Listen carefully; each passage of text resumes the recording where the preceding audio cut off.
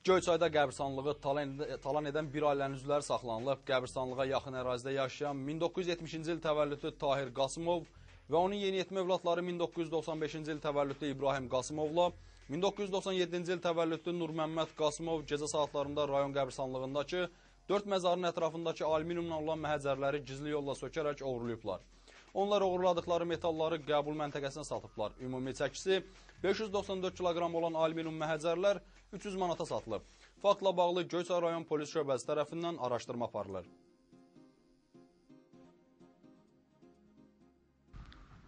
Getdim qəbirstanlıqdan reşotqala, alüminium reşotqala söktüm, apardım, satdım.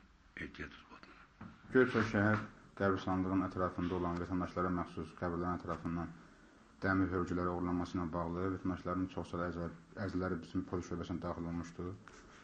Ərizə ilə əlaqədar tərəfimizdən əməliyyat axtarış tədbirləri keçirilmişdir və nəticəsində məlum olmuşdur ki, həmin qəbirlərin ətrafından hörgüləri Göyçay şəhər sakini Qasımov Tahir Məhəmmədoğlu oğurlamışdır və həmin şəxs bizim tərəfimizdən şübhəli şəxs kimi saxlanılmışdır. Tərəfimizdən araşdırma aparılır.